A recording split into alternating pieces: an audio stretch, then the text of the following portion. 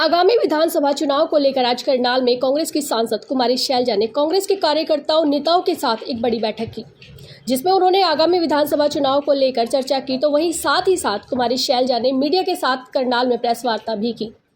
कुमारी शैलजा ने कहा कि यह बीजेपी की और नरेंद्र मोदी जी की सरकार नहीं है, क्योंकि जिस तरह की वह बातें करते थे 370 या 400 पार जनता ने उन्हें दिखा दिया है, और जिस तरह का उन्होंने देश में माहौल बना रखा था जनता ने उनको सबक सिखाया है। साथ ही साथ कुमारी शैलजा ने हरियाणा सरकार की नीतियों को लेकर भी सवाल खड़े किए हैं और कहा कि हरियाणा सरकार तो युवाओं के बारे में सोचती ही नहीं, क्योंकि हरियाणा का युवा किस तरह से विदेश में जा रहा है, बेरोजगारी है और विदेशों में उनका शोषण हो रहा है, यहाँ भी उनका शोषण ही हो रहा है। और नीट की परीक्षा में तो सबने देखा ही है कि क्या हाल हुआ है, जिसको लेकर कुमारी शैलजा ने बीजेपी पर जमकर निशाना साधा। हाँ, उसमें कोई बात नहीं। देखो, इतना आगे हम बढ़े और कहा जाए तो अगर मॉरली भाजपा की और माननीय प्रधानमंत्री जी की अपनी ये हार है। ना तो इन्हें जो ये बहुमत की बात करते थे 370 400, ना तो उसके कहीं नज़दीक भी पहुँचे ये, और जिस तरह का इन्होंने देश के ऊपर एक विचारधारा और एक तरीका अपना काम करने का वो थोपने का प्रयास किया, उसको इस देश ने पूरी तरह से कम्प्लीटली नकारा है। ये एक असलियत है। अब इसको ये माने ना माने, आंकड़ों में ये कहें कि तीसरी बार बन गई है सरकार, तो ये कोई भाजपा की सरकार तो बनी नहीं। ये तो अब एनडीए का इन्होंने जैसे किया है वो इनकी सरकार बनी है, लेकिन मॉरली ये इनकी हार है। मैम, चुनावी के लिए क्या तैयारियां रहेंगी आगामी चुनाव के लिए? देखो, क्योंकि 3-4 महीने बचे हैं, जून जुलाई अगस्त सितंबर 3 महीने बचे हैं, और 3 महीने में हमको हरियाणा के लोगों के बीच में जाकर जो उन्होंने शुरुआत की है इस लोकसभा से, इसको हमें पुख्ता करना है और लोगों के बीच में जाएं, कैसे जाएं, क्या हम बातें लेकर जाएं, इन सब बातों पर पार्टी विचार करके आगे इसके लिए पूरी तैयारी सभी लोग करें। और नीचे ज़मीन पर जो हमारा कार्यकर्ता है, सबसे पहले हम देखो, 2 चीज़ होती हैं, जनता और कार्यकर्ता। तो जनता और कार्यकर्ता का हमें विशेष रूप से ध्यान देना पड़ेगा कि लोगों की क्या उम्मीदें हैं और कार्यकर्ता जिसने इतनी मेहनत की है उसकी क्या उम्मीद है। तो सबसे पहले हम इनका ध्यान करें, तभी हम नीचे ज़मीन पर लड़ाई लड़ सकते हैं। अब ये तो एक बहुत $1 मिलियन क्वेश्चन है आपका, पहले से है, मेरे समय से भी है, मुझसे भी पहले है, तो अब जल्दी मुझे उम्मीद है कि इसको पूरा कर पाएंगे। सिरसा में मैम 2 पूर्व प्रदेश अध्यक्ष कांग्रेस के आमने सामने थे, कुमारी शैलजा और अशोक तंवर। क्या लगता है कि अशोक तंवर क्यों नहीं जीत पाए? कितनी? अब देखो, ये तो जनता फैसला करती है। जनता जहाँ कैंडिडेट्स में भी एक तुलना करते हैं, दूसरी ओर पार्टियों में भी तुलना करते हैं, और पार्टियों के नेतृत्व में भी तुलना करते हैं, विचारधारा में तुलना करते हैं। सारी बातें सिरसा के लोगों ने अपना फैसला दिखाया, तो मैं उनकी शुक्रगुजार हूँ।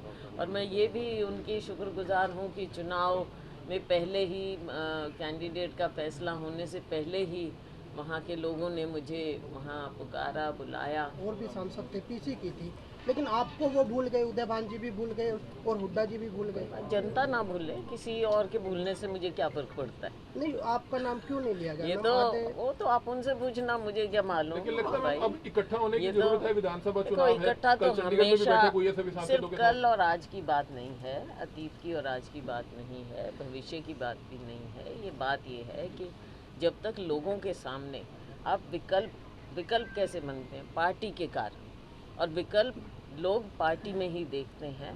बाकी जो सब नेता हैं, चाहे मैं हूँ या कोई भी है, वो पार्टी का हिस्सा है। ये बात कभी नहीं भूलनी चाहिए। ये बात भूलकर अगर हम कार्यकर्ता और लोगों के उम्मीदों को भूल जाएं और केवल अपना परिवार का ही पोषण करते रहेंगे, तो ना जनता हमको इस चीज़ में फिर अपनाएगी ना। तो ये जो भी चीज़ें हैं, इन पर ध्यान देना पड़ेगा। जनता और कार्यकर्ता का सबसे पहले, कार्यकर्ता की लड़ाई लड़नी है हमने। इतने साल से जो कार्यकर्ता हमारे लिए लड़ रहा है, आज हमने उसके लिए अपना अपना तो ठीक है, सबको मिल जाता है, कुछ भी 5 मिल सीटें जाता है। कांग्रेस ने जीती है, इसका असर लगता है आपको विधानसभा चुनाव में पड़ेगा? इस पे क्या पूरा पूरा पड़ेगा, इस पे इसका भी पड़ेगा। और लोगों में जो एक उम्मीद है और इच्छा है, आज लोगों की इच्छा है कि भाजपा को घर बैठाया जाए। और जो भाजपा की पिछले 10 साल से आप देख रहे हैं जन विरोधी नीतियां हैं, केंद्र की हैं, राज्य की हैं। राज्य में तो इन्होंने खुद अपनी कमजोरी दिखा दी। आखिर में जाके जैसे मुख्यमंत्री बदला, केंद्र की कमजोरी आपके सामने ही आ गई है। जैसे माननीय प्रधानमंत्री जी भी मुश्किल से 1.5 लाख से जीते, शुरू में तो 3-4 घंटे तो वो हार ही रहे थे। और राज्य की कमजोरी आपने देखी, सो कॉल्ड सीएम सिटी पहले भी थे, आज भी हो आप। लेकिन अगर हम इस लड़ाई को और अच्छे ढंग से लड़ते तो हम शायद ये दोनों सीटें भी जीत जाते। मैम मानते हो गुटबाजी के चलते और मैम मानते हो कि गुटबाजी के चलते करनाल में दोनों ही प्रत्याशी हार गए? देखो, गुटबाजी एक अलग चीज़ है। गुटबाजी तो कब नहीं हुई और कब नहीं होती, गुटबाजी तो होती है। लेकिन लड़ाई हम कैसे लड़ते हैं, कैंडिडेट हम कैसे तय करते हैं, कुल पार्टी लड़ाती कैसे है, ये भी बातें बहुत सी हैं। मैम मानते हो अगर संगठन होता तो फायदा होता? संगठन भी एक हिस्सा है, इलेक्शन के एक हिस्सा है ये, पूरा तो नहीं लेकिन एक हिस्सा है।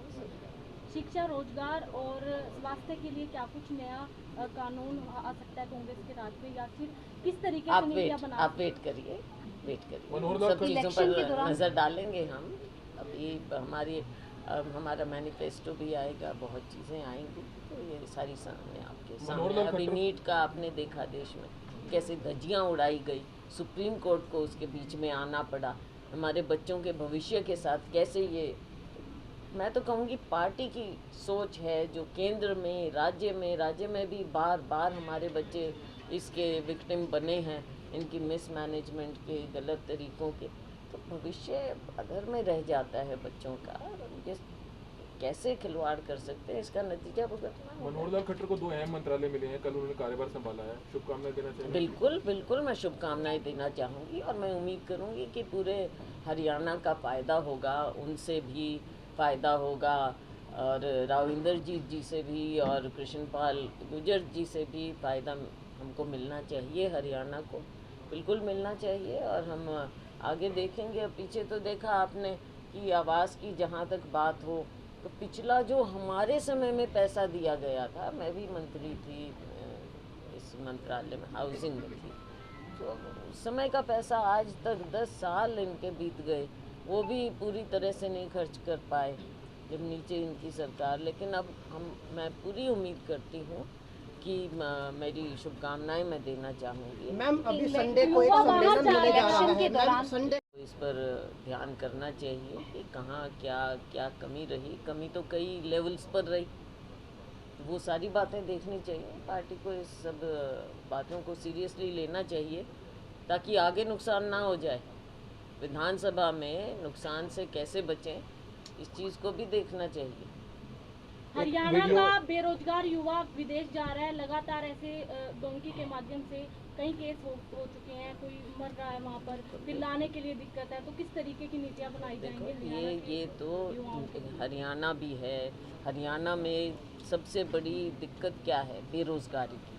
अब बेरोज़गारी, सरकारी नौकरियां खाली पड़ी रहती हैं लाखों, और निजी क्षेत्र का आप गला घोंट रहे हैं, उनको प्रोत्साहन नहीं दे रहे। एमएसएमई जहाँ पर सबसे ज़्यादा रोज़गार मिल सकता है, वहाँ पर आप कोई मदद नहीं कर रहे। छोटे यूनिट हमारे बंद हो रहे हैं, तो ना निजी क्षेत्र और सरकारी तो आप नौकरियां निकाल ही नहीं रहे।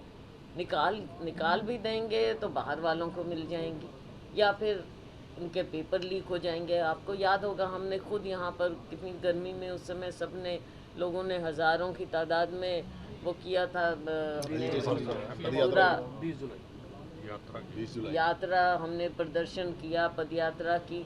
और उस समय सुरजेवाला जी, किरण चौधरी जी ने, हमने सभी साथियों ने मिलकर किया। तो ये एक ऐसा मुद्दा है जिसकी ओर भाजपा सरकार कतई गंभीर नहीं है, और इसी कारण से हमारे युवाओं का शोषण होता है, चाहे विदेश में हो चाहे अपने देश में हो, राज्य में।